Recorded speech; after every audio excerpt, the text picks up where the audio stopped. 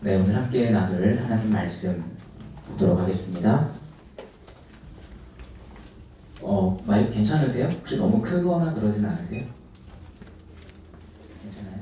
네, 뒤에서 조절 잘 해주세요. 네, 감사합니다. 오늘 함께 나눌 하나님 말씀은 룻기 1장 1절부터 2절까지 말씀입니다. 제가 가진 성경으로는 구약 성경 402쪽에 위치하고 있습니다. 룻기 1장 1절부터 2절 말씀입니다. 저희 두 절이니까요. 함께 한 목소리로 읽어보도록 하겠습니다. 시작. 사사들이 치리하던 때에 그 땅에 흉년이 드니라. 유다 베들레헴의 한 사람이 그의 아내와 두 아들을 데리고 모압 지방에 가서 거류하였는데 그 사람의 이름은 엘리멜렉이요 그의 아내의 이름은 나오미요 그의 두 아들의 이름은 말론과 기럐이니 유다 베들레헴 에브랏 사람들이더라. 그들이 모압 지방에 들어가서 거기 살더니. 제가 먼저 말씀 나누기 전에 우리 드린 예물 위해서 기도하겠습니다. 지금도 살아계셔서 그 선한 손길로 일하고 계시는 하나님 아버지, 우리의 육신은 고뇌서 우리는 지쳐 쓰러질 때가 있지만, 그리고 우리는 휴식을 취해야 할 때가 있지만, 그러나 지치지도 않으시고 졸지도 않으시는 하나님께서 그 어떤 기간 동안에도 주의 백성들을 돌보고 계셨다는 것을 우리가 믿습니다. 하나님, 우리가 그런 하나님께 감사한 마음과 또한 사랑의 마음을 담아 우리가 귀한 예물 드립니다. 하나님께서 그 예물, 그 안에 담긴 마음을 기뻐 받아주시고, 그리고 그 예물을 통해서 주의 일을 잘 진행해 나갈 수 있도록 주님, 그 일을 맡겨주신 그 자들에게 지혜를 또한 허락하여 주시옵소서. 하나님, 우리가 이제 말씀 앞에 섭니다. 오랜만에 이렇게 이청년부로 우리가 함께 모였습니다. 하나님, 특별히 우리 이청년부를 향해 주시는 그 말씀 안에서 비록 제가 준비한 것은 한편의 설교이지만, 그러나 하나님, 이곳에 모인 각 사람의 사정과 마음과 그 모든 것을 아시는 분은 하나님이시오니 주님께서 각 사람의 마음에 맞게 이 말씀을 전달하여 주시옵소서. 감사드리며 우리 구주 예수 그리스도 이름으로 기도합니다. 아멘.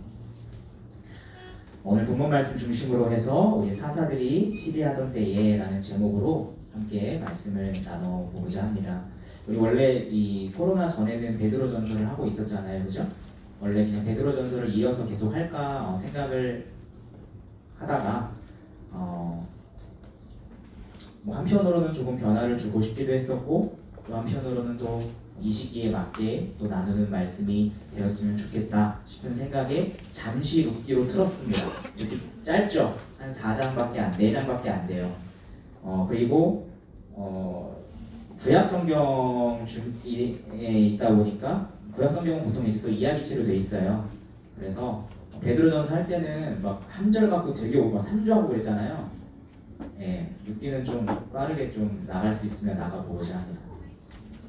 룻기 마친 후에 다시 좀 베드로전서로 돌아가 보도록 하겠습니다. 룻기는 참 아름다운 이야기를 담고 있습니다. 룻과 지금 오늘 본문에는 나오지 않지만 이후에 나오는 이 보아스, 룻도 안 나왔네요. 룻과 보아스라고 하는 아름다운 두 사람의 사랑과 결혼이라는 관점으로 이 룻기를 읽을 때 이 이야기는 연애 소설처럼 읽히기도 합니다. 괴테도 룻기에 대해서 말하기를 작은 분량으로 쓰인 가장 사랑스럽고 완벽한 작품이라고 평가했다고 합니다. 그래서인지 예술가들은 이 룻기에서 영감을 얻어 미술이나 음악 작품을 많이 만들기도 했습니다. 하지만 이 룻기는 개인적인 사랑 이야기가 주제인 책은 아닙니다. 만약 룻기가 단지 사랑만을 다룬 이야기라면 룻기의 결론이 다윗의 족보를 언급하며 끝나진 않았을 것이기 때문입니다. 룻기는 사랑 이야기, 그것보다 좀 더 깊고 넓은 이야기를 다룬 책입니다. 앞으로 몇 주간 우리 이 룻기를 살펴보면서 룻기 안에 담긴 그 풍성함을 함께 찾아가보려 합니다. 먼저 룻기의 주인공에 대해서 다시 한번 좀 살펴보겠습니다. 룻기의 주인공이 누굴까요? 책의 이름 때문에 어쩌면 룻이 이 룻기의 주인공이다 라고 생각하고 계신 분이 있을지도 모르겠습니다. 하지만 이 룻기의 실질적인 주인공은 나옴이라는 여성과 보아스라고 하는 남성입니다. 둘 다 좀 노년에 이른 사람들이에요.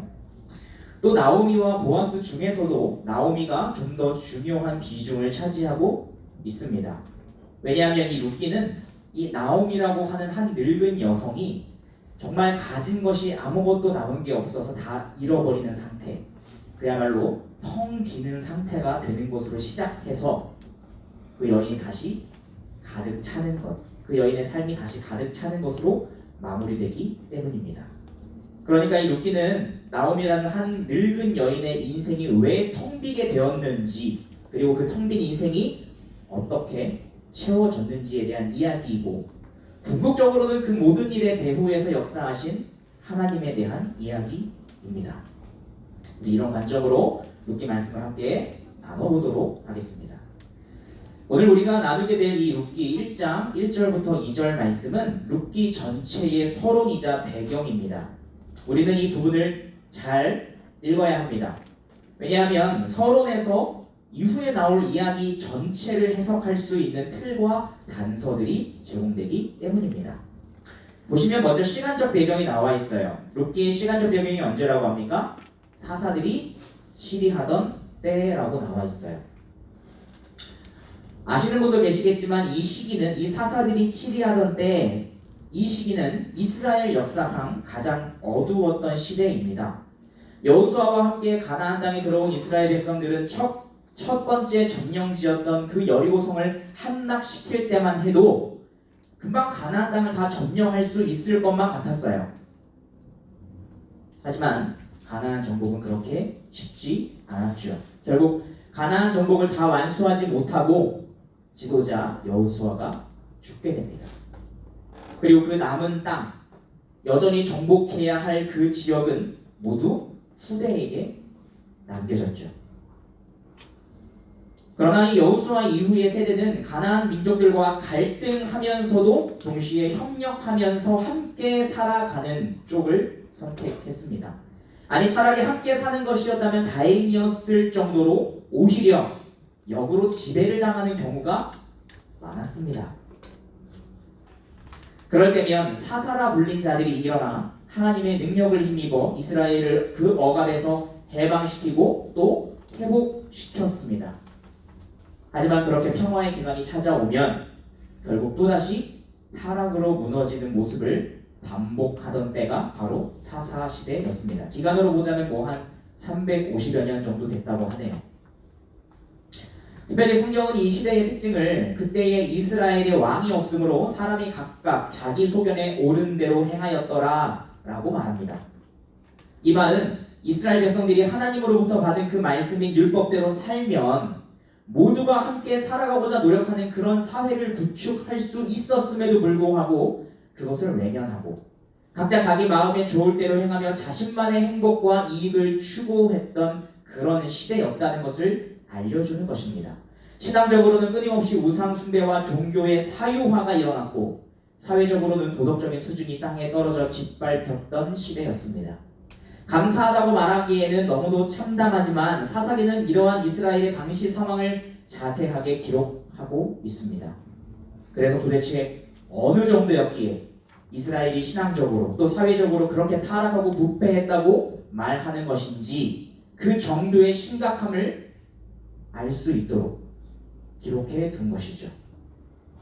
따라서 오늘 본문인 이 룻기의 배경이 되는 사사시대를 이해하기 위해서 과연 이 사사시대의 그 정도가 어느 정도였는지 한번 살펴보기 위해서 사사기 후반부에 마치 별책부록처럼 기록된 두 가지 사건을 간략하게 먼저 한번 살펴보겠습니다. 자, 우선 사사기 17장 6절부터 8절 말씀 함께 보도록 하겠습니다. 제가 읽어드리겠습니다. 그때에는 이스라엘에 왕이 없었으므로 사람마다 자기 소견에 옳은 대로 행하였더라. 유다 가족에 속한 유다 베들레헴에 한 청년이 있었으니 그는 레위인으로서 거기서 거류하였더라. 그 사람이 거주할 곳을 찾고자 하여 그 성읍 유다 베들레헴을 떠나 가다가 에브라임 산지로 가서 미가의 집에 이르매. 유다 베들레헴 출신의 한 레위인 청년이 베들레헴을 떠나서 에브라임 산지로 올라갔다고 합니다. 이것은 시작부터 이 베들레헴 땅에 큰 문제가 있었다는 것을 보여주는 것입니다. 이동했다는 것만으로요. 이 레위 지파는 다른 지파와는 달리 하나님께 받은 땅이 없었어요. 대신에 그들은 이스라엘 전역에 퍼져 살면서 다른 지파 사람들을 위해서 제사를 드리는 제사장이 되거나 아니면 율법을 가르치는 등 이스라엘의 신앙을 돕기 위해 살아가는 그런 지파 사람들이었습니다. 그런 사람들이 레위 사람이었어요. 이 레위 지파 사람들이 나머지 이스라엘의 각 지파 사람들을 이렇게 신앙적으로 섬기고 도우면 그 땅을 분배받은 나머지 지파의 사람들이 화목제물이나 11조로 레위인들을 먹여 살렸죠. 서로 공생관계였습니다. 그런데 우리가 방금 읽은 이 말씀에서는 레위인이 자기에게 배정된 지역인 베들레헴을 떠났다고 합니다. 왜 그랬을까요? 왜 떠났을까요? 이유는 간단해요. 베들레헴 사람들 중 그 누구도 이 레위인을 부양하지 않은 거죠.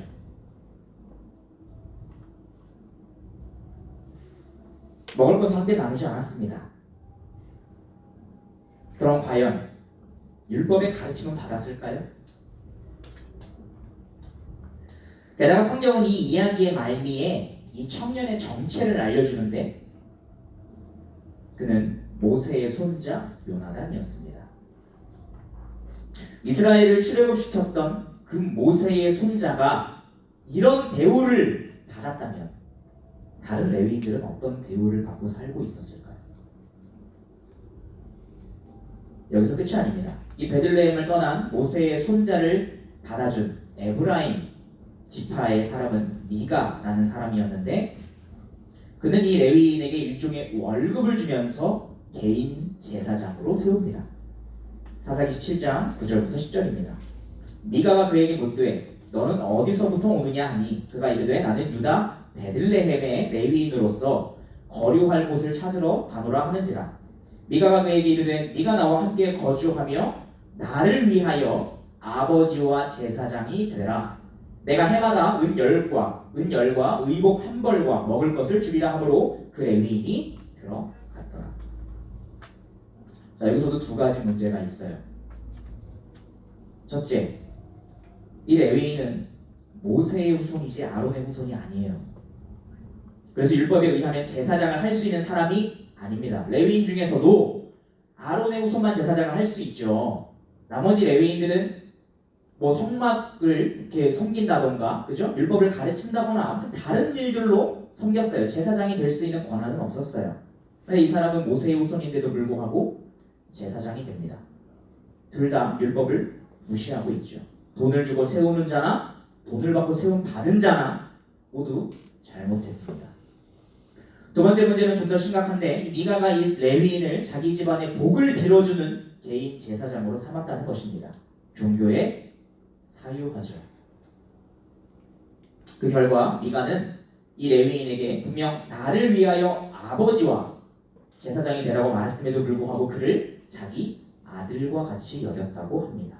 사사기 17장 11절이에요. 그 레위인이 그 사람과 함께 거주하기를 만족하게 생각했으니 이는 그 청년이 미가의 아들 중 하나같이 됩니다. 이것이 모세의 손자 요나단과 관련하여 벌어진 첫 번째 사건의 도입부예요. 도입부가 이 정도예요. 도입부. 그러니까 사사시대의 이스라엘의 신앙이 어느 정도로 짓밟혔는지 좀 예상해 볼 수 있죠. 이 뒤로 이야기가 더 길게 이어져 있어요. 궁금하시면 읽어보시기 바랍니다.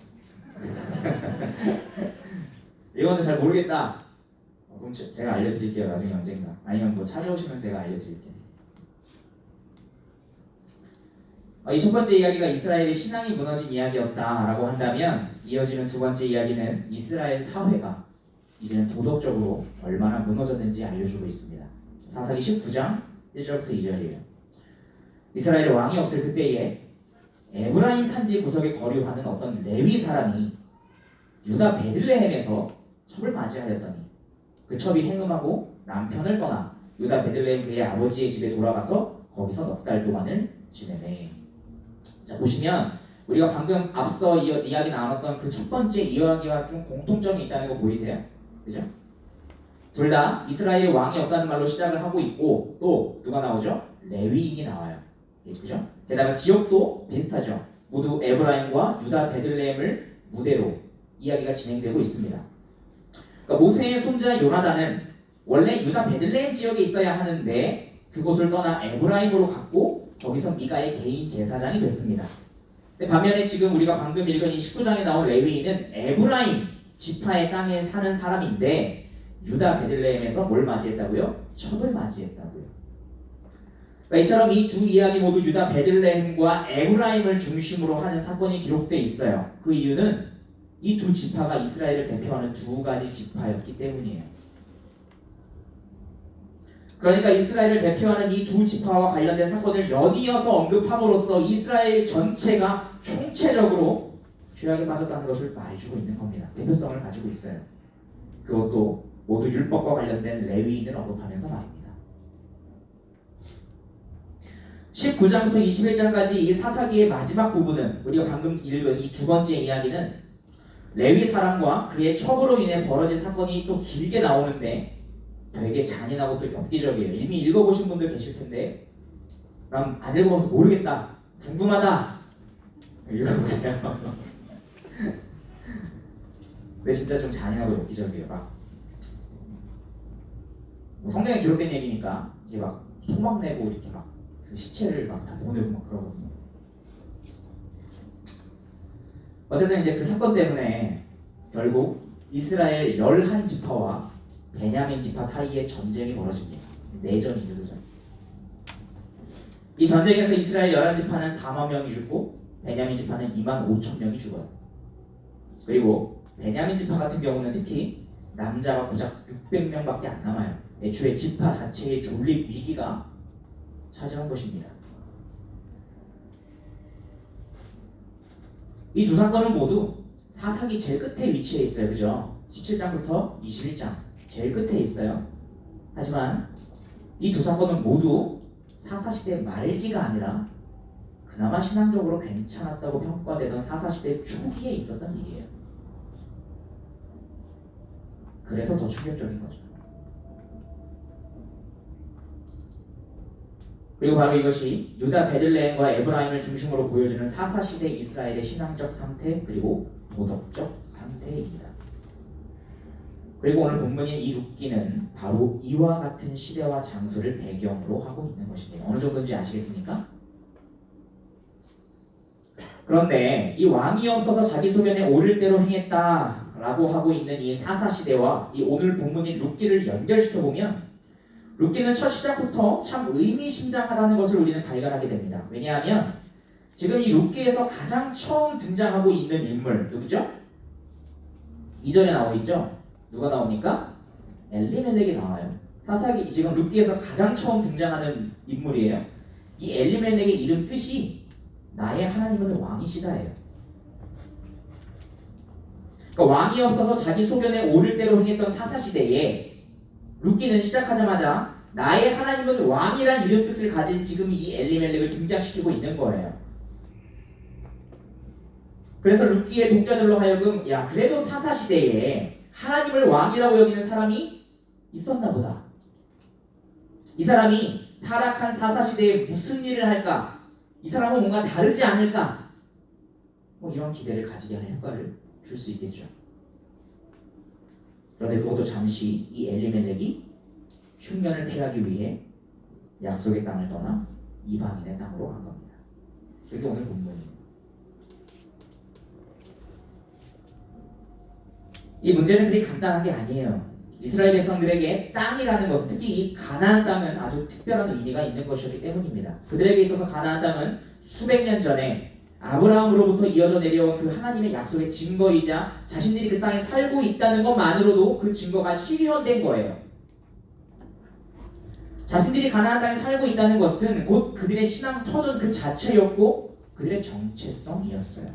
그래서 하나님께서는 이스라엘 백성들이 각자 분배받은 그 땅을 영영이 영원토록 아예 사거나 팔 수 없도록 율법으로 규정하십니다. 물론 경제적으로 아주 어렵게 되었다든지 하면 일시적으로 팔 수는 있어요. 하지만 그것도 땅의 소유권을 파는 게 아니라 경작권을 파는 거예요. 땅을 파는 그때로부터 다시 되돌려받는 이 신년이 오기까지 그 땅에서 얼마만큼의 곡식을 소출할 수 있을 것인지 대략 계산해서 사고 팔았어요. 그러니까 소유권을 판 게 아니라 경작권을 팔았다고요. 그 값을 계산해서. 오늘 본문은 아니지만 1장 21절을 보면 다시 베들레헴으로 돌아온 나오미가 자신을 맞아주는 베들레헴 사람들을 향해서 이렇게 말을 해요. 내가 풍족하게 나갔더니. 자기가 이스라엘을 나갈 때는 유다 베들레헴 지역을 나가서 모압 땅으로 갈 때는 풍족했대요. 왜 그랬을까요? 그러니까 엘리멜렉은 베들레헴에 흉년이 들었을 때 자기 가문에게 배정된 땅의 경작권을 다른 사람한테 팔았고 그 값을 넉넉히 챙겨서 경제적으로 볼 때 더 살기 좋아 보였던 땅 모압 땅으로 이주했던 겁니다. 그러니까 신앙의 원리가 아니라 경제 원리를 따라 결정을 내렸다고 볼 수 있겠죠. 엘리멜렉도 자기 이름보다 사사시대의 흐름을 따라 살았던 사람으로 보입니다. 물론 이 엘리멜렉과 나오미 가정이 베들레헴을 떠나게 된 또 다른 배경은 흉년이 들어 먹고 살기 어렵게 되었기 때문이에요. 그래서 우리는 이들이 모압 땅으로 이주한 것은 그래도 경제적으로 힘들고 어렵게 되었기 때문에 살기 위해 어쩔 수 없이 선택한 것이 아니었겠느냐 그렇게 생각할 수 있어요. 충분한 근거도 있습니다. 본문 1장 1절을 보시면 그 땅에 흉년이 들었다라고 나와 있어요. 근데 여기서 이 흉년이라는 히브리어가 라합이라는 단어인데 물이 부족했기 때문에 흉년이 많았던 고대 근동, 이 중동 지역에서는 흉년을 지칭하는 단어도 다양해요. 그 정도에 따라서 다 단어가 달랐나 봅니다. 근데 그 다양한 단어들 중에서 가장 심각한 흉년을 의미할 때 쓰이는 단어가 바로 이 라브예요.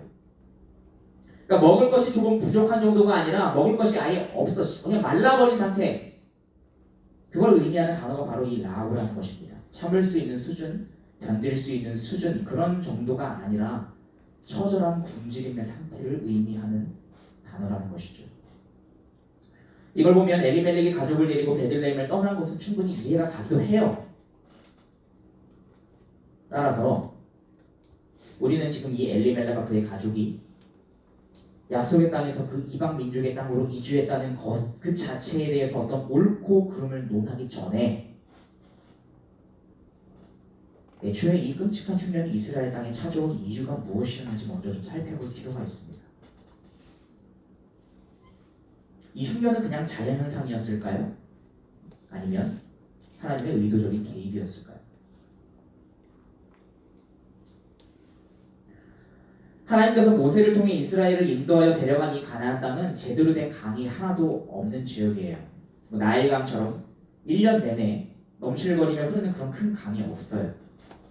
강이 있으면 기근이 와도 어쨌든 그 큰 강에서 이 물을 끌어오면 될 텐데, 그래서 애쓰고 수고한 만큼 곡식을 얻을 수 있을 텐데 가나안 땅은 그런 지역이 아니에요. 그래서 물이 엄청나게 귀했어요.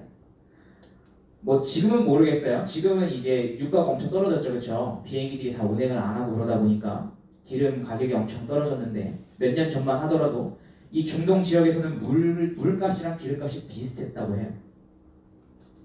물이 부족하니까 마실 물을 구하려면 바닷물을 끓여와서 이거를 이제 식수로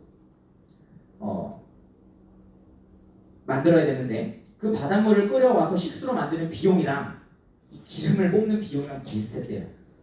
그래서 물이랑 기름값이 비슷해요. 중동 지역은 그 정도로 물이 귀해요. 그래서 일찍이 이게 가나안 땅에 살고 있었던 가나안 민족, 가나안 원주민들은 비와 폭풍을 다스리는 신 누굴까요? 그 신이 바알이에요. 바알. 그래서 여러분 그 엘리야가 혼자서 이렇게 싸우지 않습니까? 그때 3년 동안 이스라엘에 비가 안 와요. 그때 혼자 싸웠던 그 다른 신을 믿는 제사장들이 무슨 제사장들이었죠? 바알을 믿는 제사장들이었어요. 과연 누가 비를 내리느냐 그거를 대결해 보자는 거 아니었습니까? 그래서 바로 이런 이유로 하나님은 이스라엘 백성들을 가나안 땅으로 인도하시면서 이렇게 말씀하셨던 거예요. 우리 신명기 28장 1절, 2절 그리고 12절 우리 한번 다 같이 읽어볼까요? 앞에 보시고 자 시작. 네가 내 하나님 여호와의 말씀을 삼가 듣고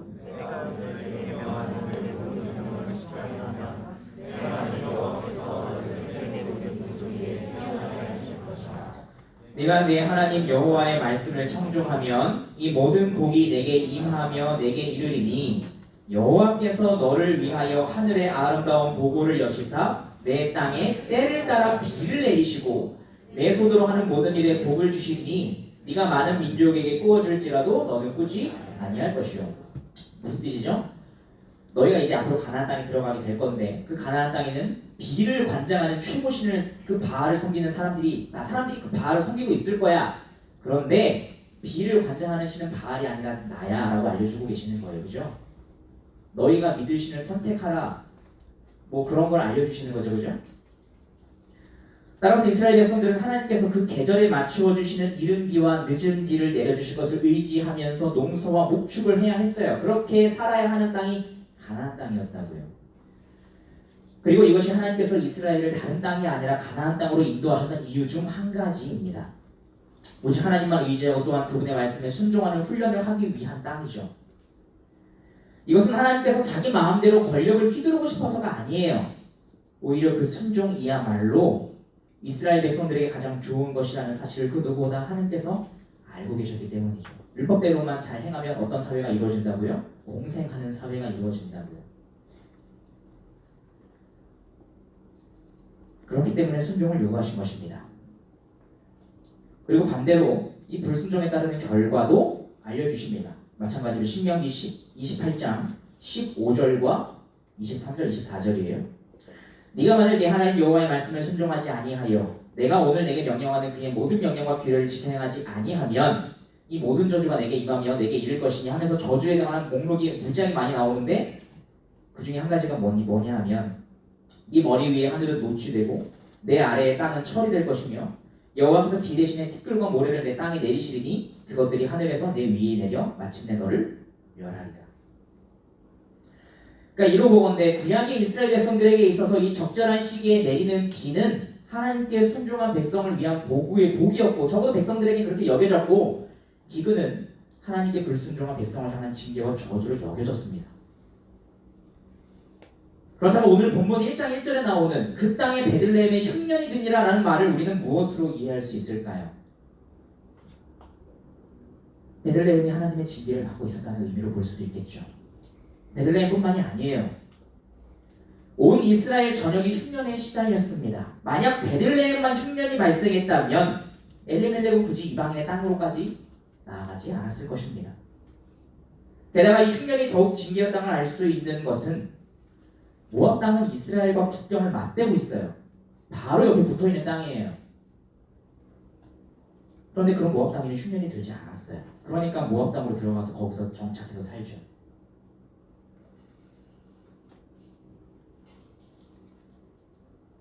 그러므로 오늘 본문은 살기 위해 이방 땅으로 피신을 떠나는 것이 정당한 것이었다라는 생각을 하는 사람들에게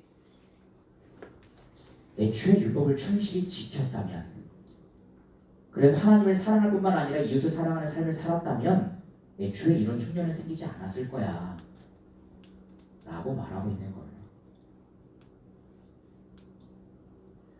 따라서 오늘 본문 이야기 속에는 숨겨진 자들을 전제하고 있다는 것을 알 수 있습니다. 바로 엘리멜렉을 포함한 베들레헴 사람들이에요.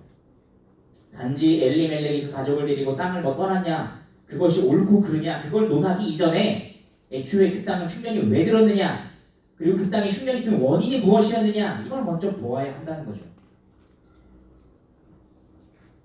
엘리멜렉이 야속의 땅을 벗어난 근본적인 원인은 흉년이 아니에요.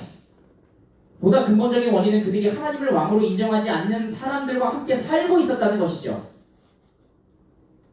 그것이 흉년의 원인이 되었고, 그래서 흉년이 들자 엘리멜렉도 경작권을 팔고는 신앙의 원리가 아니라 경제의 원리를 따라서 이방 땅으로 피신했다고 다녔겠습니까?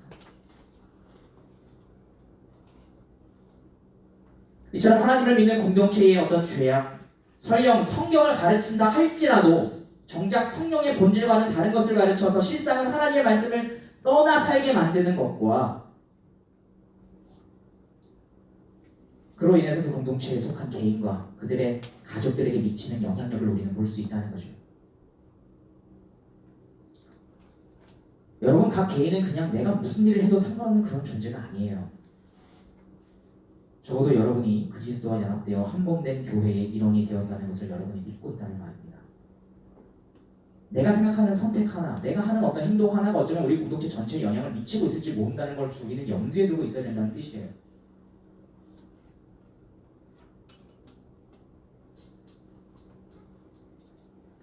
전 세계 대부분의 학자들은 이번 코로나19 사태로 인해 많은 것이 바뀌었고 또 바뀔 것이라고 말합니다. 저는 무엇이 얼마나 바뀔지는 모르겠습니다. 하지만 적어도 역사에는 큰 사건으로 기록될 것이라고 생각합니다. 어쩌면 한 시대를 나누는 구분점 역할을 할 수도 있을 것 같아요. 학자들이 로마 시대, 중세 시대, 르네상스 시대 등 과거의 역사를 구분할 때 보통 가장 많은 사람들에게 그리고 정치, 경제, 문화 등 가장 많은 영역에 영향을 끼친 어떤 사건을 중심으로 이 역사를 구분 짓기 때문입니다. 코로나로 보면 그래서 전 세계 사람들에게 그죠? 영향을 끼쳤고 다양한 영역에 또 영향을 끼쳤죠. 그러니까 후대의 사람들은 이 코로나 전과 후로 어떤 역사의 분기점을 살았는지 모르겠어요. 그 정도로 전 중요한 사건이다라고 생각해요.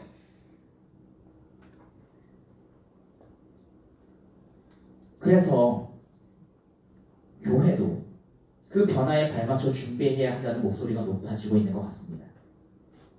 이와 관련된 다양한 책도 지금 벌써 막 출판되고 있어요. 교회를 떠날지 모르는 성도들을 걱정하는 마음도 커지고 있는 듯 합니다. 저도 그래요.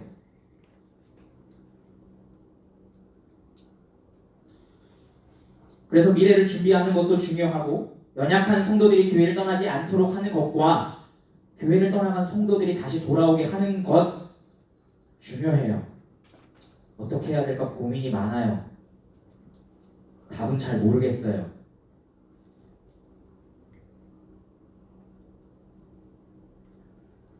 하지만 그럼에도 불구하고 드는 생각은 과연 코로나 발생 이전에 교회는 잘 하고 있었는가 하는 것입니다. 미래를 준비하기 위한 새로운 어떤 방법론들을 계속해서 제시하기 이전에 과연 교회는 그 성경에서 말씀하고 있는 참 교회의 모습이었는가? 그걸 먼저 돌아보아야 하는 거 아닐까? 그리고 그런 과정이 선행되지 않으면 오히려 시대에 발맞춰 순발력 있게 대응하면 할수록 어떤 대안을 마련하면 할수록 오히려 성경에서 말씀하는 교회의 본질과는 멀어지지 않을까? 그런 걱정도 들어요.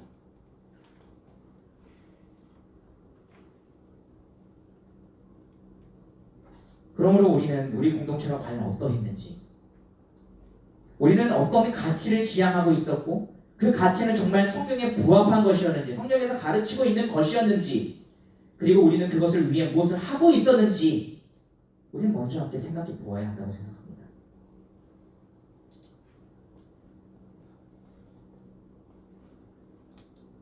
그리고 그랬을 때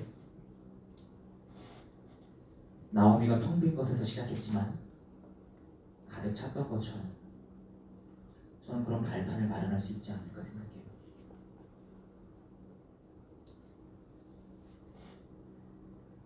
저는 이번 코로나로 인한 기간 동안 개인적으로 한국 근현대사를 공부하는 시간을 가졌는데요.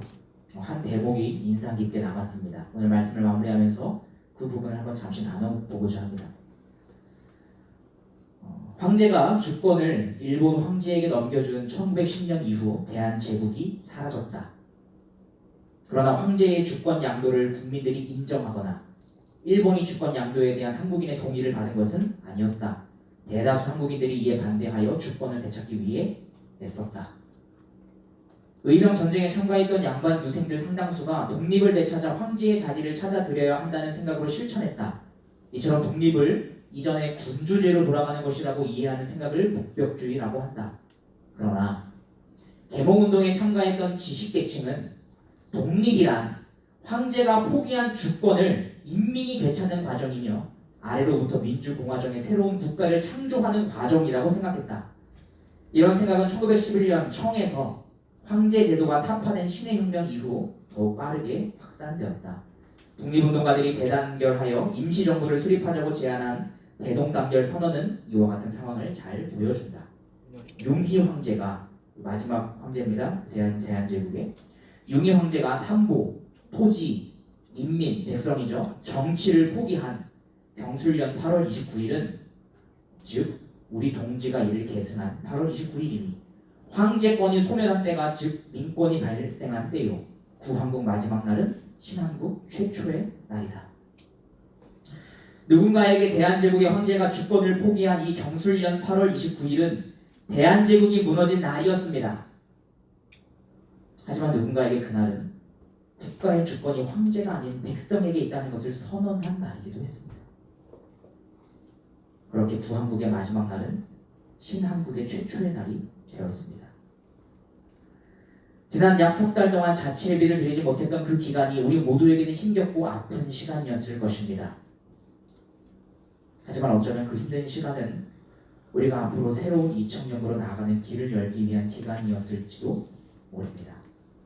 이러한 생각과 기대를 가지고 우리가 앞으로 나눌 이 룻기 말씀을 통해 텅 빈 상태로 시작한 나오미가 어떤 방식으로 가득 차게 되는지, 그리고 직접적으로 룻기 안에 드러나진 않지만 그 이면에서 하나님은 어떻게 일하셨는지 바라봄으로써 우리가 2000년부에 대한 소망을 우리가 가질 수 있는 그런 한 주 한 주가 되기를 주님의 이름으로 축복합니다.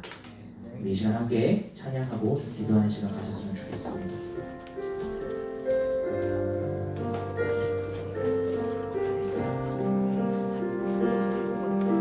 지극히 높은 주님의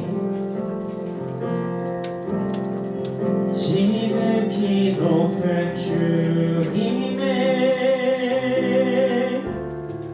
낮이 성소로 들어갑니다. 세상의 신을 벗고서 주 보좌 앞에 엎드리니 내 주를 향한 사랑과 그 신뢰가 사르러져 갈 때 하늘로부터 이곳에 장막이 넘기네. 이곳을 덮으소서, 이곳을 덮으소서, 이곳을 비추소서. 내 안에 무너졌던 모든 소망 다 회복하리니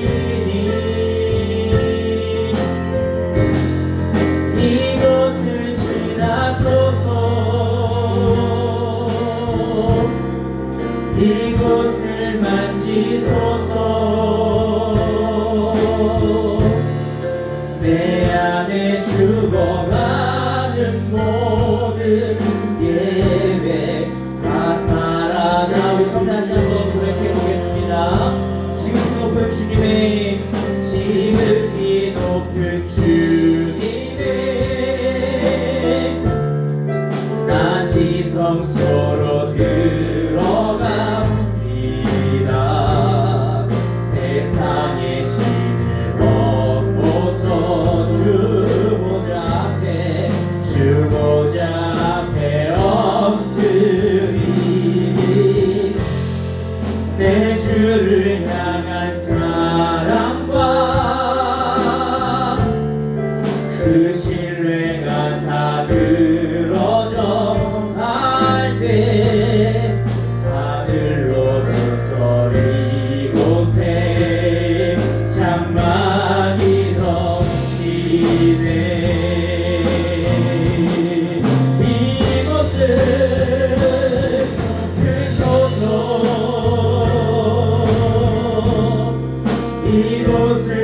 비추소서.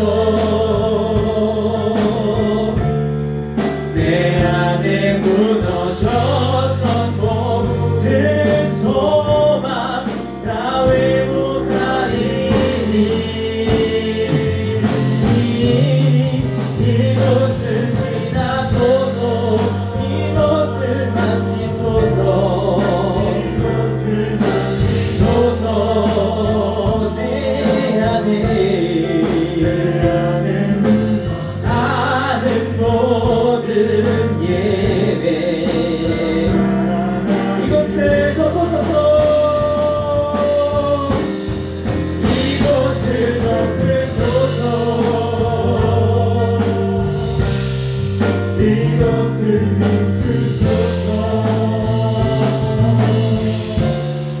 내 안에 무너졌던 모든 소망 다 회복하리니. 이곳을 지나소서. 이곳을 만지소서. 내 안에 죽어가는 모든 예배 이곳을 덮으소서. 이곳을 덮으소서. 이곳을 비추소서. 내 안에 무너졌던 모든 소망 다 회복하리니.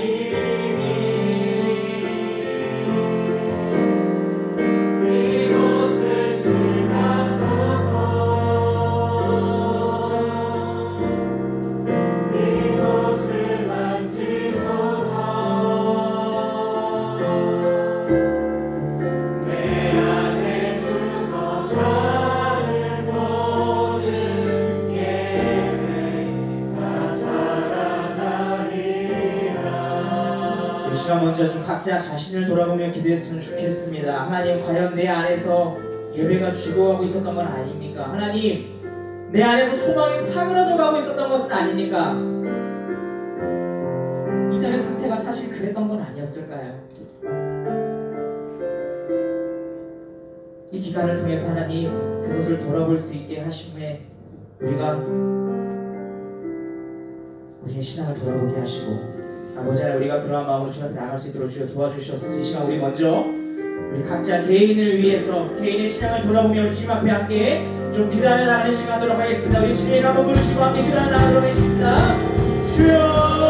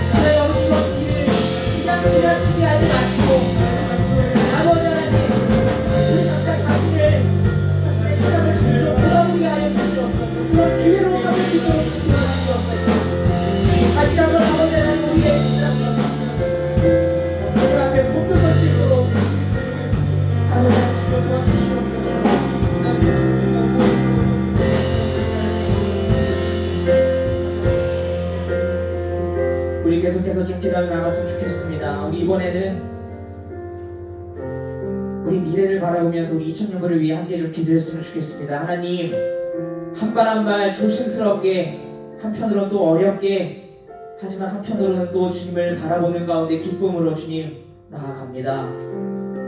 하나님, 우리가 이렇게 조심스럽게 한 발 한 발 나아가고 있는 가운데 아버지 하나님, 텅 비었던 나오미를 주님께서 가득 채워주셨듯이 아버지 하나님, 우리 안에서 텅 빈 것이 있다고 한다면 주님 가득 채워주시고, 아버지 하나님, 그 가운데 일하신 하나님을 우리가 소망으로 바라보면서 나아갈 수 있도록 주님 도와주시며, 아버지 하나님, 어쩌면 이번 기회를 통하여 하나님 아버지 이전에 있었던 우리의 연약함을 끊고 아버지 하나님, 우리가 새로운 2000년을 갈망하고 소망하고 바라고 나아갈 수 있는 기회가 될 수 있도록 주여 도와주시옵소서라고 우리 2000년을 바라보며 우리 함께 목소리 높여 함께 기도하며 나아가도록 하시겠습니다.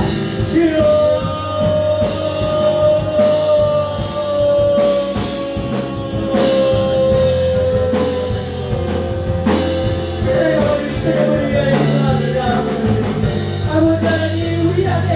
우리 공동체 안에 과연 우리가 가지고 있는 어떤 고질적인 연약함이 있지가 않습니까?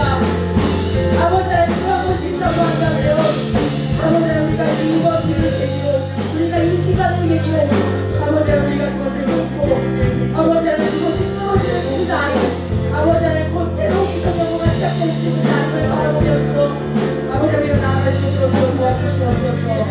주님께서는 고통이 고통으로 끝나지 않게 하십니다.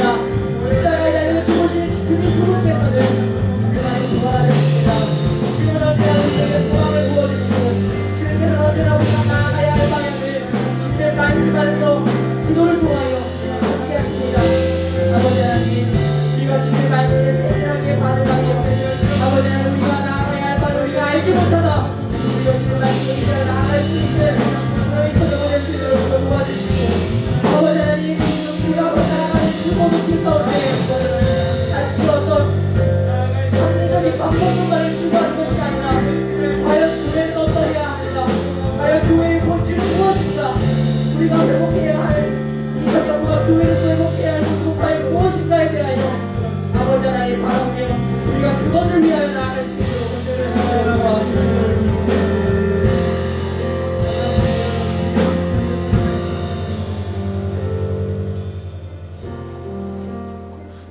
지금도 살아계셔서